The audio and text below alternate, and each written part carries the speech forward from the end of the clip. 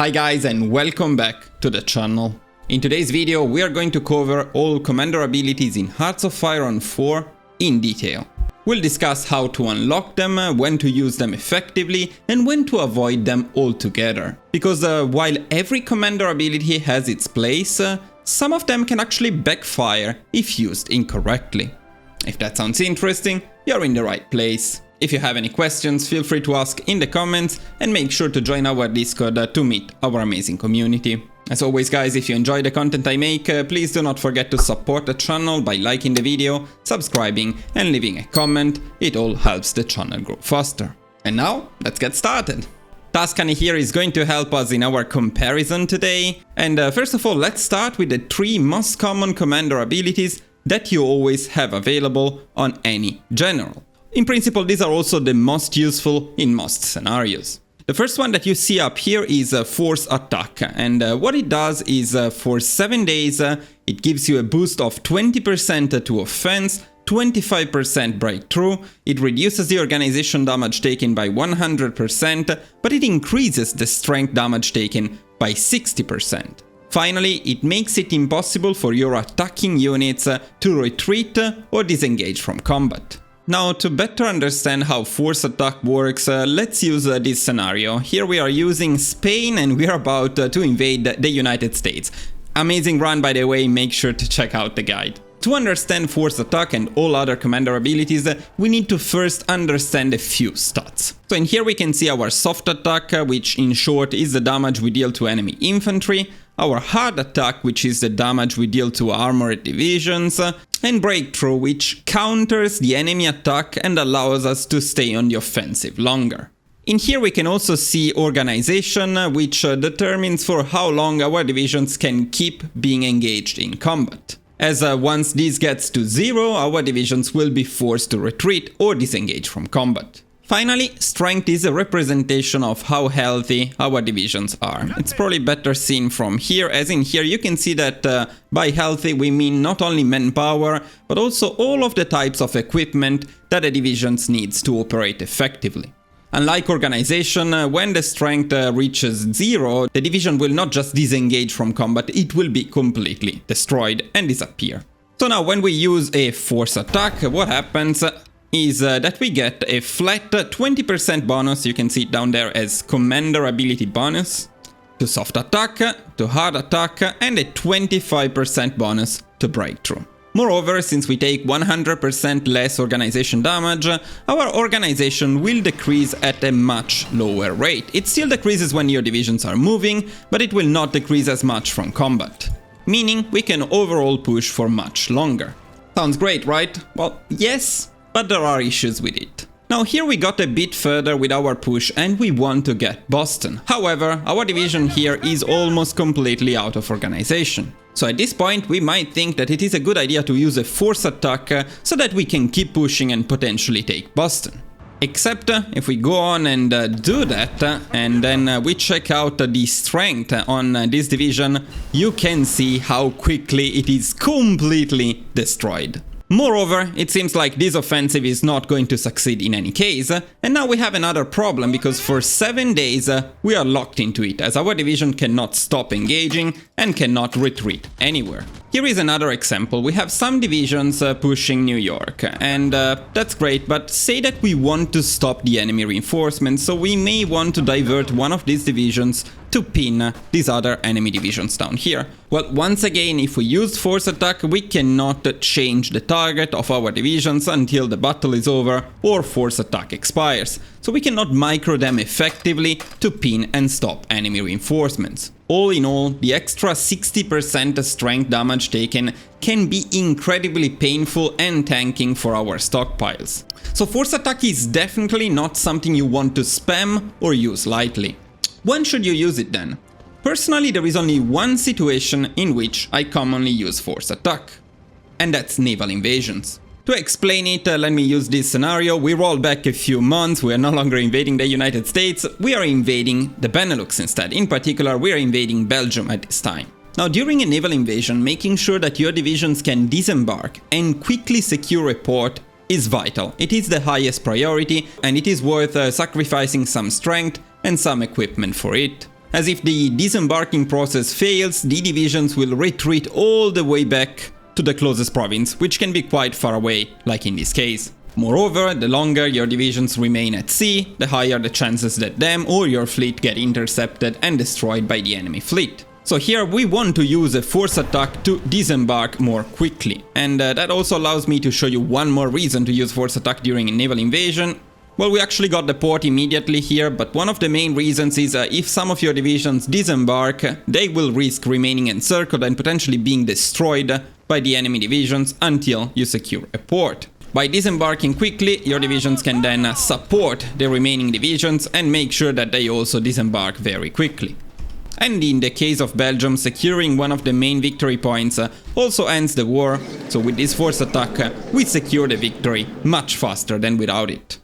Another great example is invading the United Kingdom, which can always be a little tricky and for which speed is key. So again, force attack means disembarking faster, rushing the victory points and capitulating the UK before they can send reinforcements. That said, outside of naval invasions, I tend to never use force attack, and the reason is quite simple. If an offensive is going to fail without force attack, well then it's likely to fail with it too. And even if it succeeds, unless it's a decisive victory point, it's going to be so damaging for your divisions that it will likely end up being a Pyrrhic victory. Now back to Tuscany and let's talk about Last Stand. This one is fairly easy to explain now because it's basically the same thing as force attack but defensively oriented. So in here we have a 20% buff to defense, 25% buff to entrenchment, and then the same ones, minus 100% organization damage taken and plus 60% strength damage taken. In this particular case, however, our divisions will not be able to disengage from combat or retreat while defending. And this enables a little trick that I want to show you. So in the same scenario we covered before, in which we are pushing Boston but we're almost completely out of organization, what we can do is we can use a last stand instead of a force attack. And the main difference is we will not get the bonuses to attack, but we will still get the infinite organization, so we can keep pushing. At the same time, if we see that this is not working, we can stop our division immediately and divert it somewhere else. At the same time, the same thing we said earlier about micro, if we are pushing with 2 divisions to New York and we want to divert one of them to stop reinforcements, well, when using last stand, we can do that. So we still get some buffs, we still get the extra organization, but we get to retain control over our division. Still, the main problem, the extra strength damage taken, remains, so this is not something I would do, it's quite niche, but it's good to know. Next, let's take a look at this scenario from my run as Austria. We refused the Anschluss and Germany did not take it well, so they are now pushing into us. So, should we use a last stand to stop their offensive? Well, in principle, no, we shouldn't. And the reason is, once again, the additional strength damage we would be taking. Now, losing organization is not a problem. Even if these divisions run out of organization, retreat and go back to the front, that's something we can just quickly regain. But losing equipment, especially as a minor, can be incredibly painful and it can take months to recover. And again, similarly to what we said for force attack, if your line is not going to hold the enemy offensive, last stand is not going to change it, it's just going to delay the inevitable. There are, however, cases in which last stand can save you. In this same scenario, the main reason we are able to hold the Germans is that all of the front tiles are heavily fortified, as you can see here. So losing even one single border tile will allow the Germans to break through and we will not be able to stop them anymore. So if for any reason we see that we are about to lose any of these tiles, we can use a last stand to buy us some time. For the duration of last stand, which is 7 days, unless their strength goes all the way down to 0, our divisions will never retreat, no matter what. Finally, but possibly most importantly, last stand can be incredibly useful when some of your divisions get encircled. For that, let's go back to Spain and use this Spanish Civil War scenario. Now here we spawned some divisions in the south to hold victory points and to keep enemy divisions busy. But now, most of our divisions are completely encircled. So what do? Last stand can be useful in at least 2 ways here. 3 in this particular case because it is the Spanish Civil War. First of all, if we have any divisions nearby, like in this case here, well then we can use a last stand on the encircled divisions to prolong their lifespan while we attempt to rescue them. Secondly, even if we think that our divisions are hopeless and cannot be saved, we can still use a couple of last stands to waste the enemy division's time and keep them engaged in here for longer. As for the specific case of the Spanish Civil War, we can use last stand to buy us enough time until the front line solidifies and the eye will not be able to push us anymore, which is exactly what we did in this run. At this point, it is worth mentioning another very important and cool trick to know. The command power cost for these abilities always depends on the total amount of divisions under the general. So when only some of your divisions are encircled, like in this case, using last stand on the entire army would be a waste. What you can do instead is you can select the divisions which are encircled, assign them to a new army, give them a new general, and then immediately spam last stand, which as you can see becomes incredibly cheap. That said, let's move on to the last basic commander ability. Staff Office Plan is by far the easiest to explain, as it simply provides a plus 400% to planning speed. If we give this army a front and an offensive command, you can see their planning increasing in here. It would increase by 2.2% each day, and if we use a Staff Office Plan, that increases to 10.2% each day. This means that this particular and very ugly offensive will be ready in 3 days rather than 16. That's huge.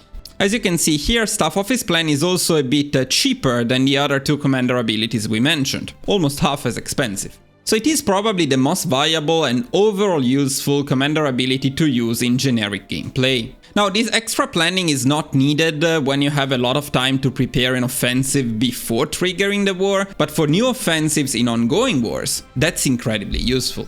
Now that we covered all of the main commander abilities, let's take a brief look at the more situational ones, which must be unlocked through specific general traits. Let's start with extra supplies. Now, to unlock extra supplies, you need the Logistic Wizard trait, which by the way is a Field Marshal trait and a very good one, but it can also be used on generals, or better, the ability can also be used on generals, same as on Field Marshals.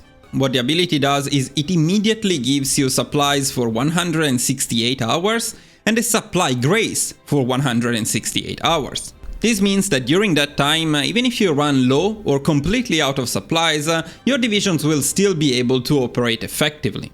This ability, while situational, can literally be a lifesaver in low supply regions, where the extra grace period can make the difference in being able to push a decisive supply hub and get access to supplies again, or decisive victory points to win the war. I extensively used the upgraded version of this ability, only available to India, for our Chinese campaign in the Azad Hind guide. Next, we have Siege Artillery. This requires the Fortress Buster trait to be unlocked. And what the ability does is, as you can see, an extra 200% fort damage from combat, 200% fort combat damage chance, and a flat 20% extra attack in fortified tiles. What this means is that when attacking fortified regions, there will be a higher chance of our divisions damaging the forts and removing them from the equation. Out of the situational abilities, this is probably the most useful, as fortified regions are very common in Hearts of Iron 4, and even just pushing the eye out of them can be tricky, so this ability can indeed be very handy. Next, let's talk about Naval Assault Plan. To unlock this ability, you need the Amphibious trait. And what the ability should do is speed up your invasion preparation plans by 50%. I say should because it seems to be completely broken and not to do anything. Let me show you. If we plan a naval invasion with this army, it says that it will take 49 days, and if we use the special ability, well, it remains 49 days. So I'm not sure what it does exactly, but not what it says.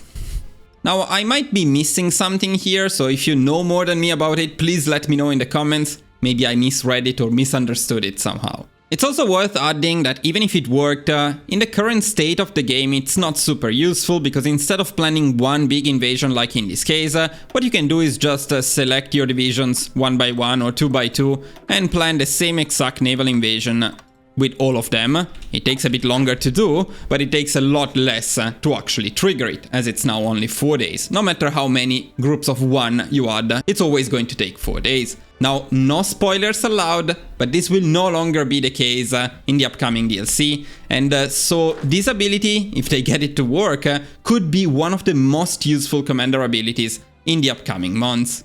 Next, we have makeshift bridges. To unlock this ability, you need the Improvisation Expert trait, and what the ability does is it gives you a river crossing penalty minus 40% and an extra 20% attack into rivers. Not much to explain here. Of course, this is great if you're attacking into rivers, otherwise it's useless. Personally, don't think I ever used this ability in single player, but I can see it having uses in multiplayer. Next, let's talk about glider planes. Now, to unlock this ability, you need the Paratroopers trait, and what the ability does is it reduces the amount of transport planes required by 10%, it increases by 200% the organization of your paratroopers after paradropping, and, especially I would add, it offers a plus 50% defense from anti-air.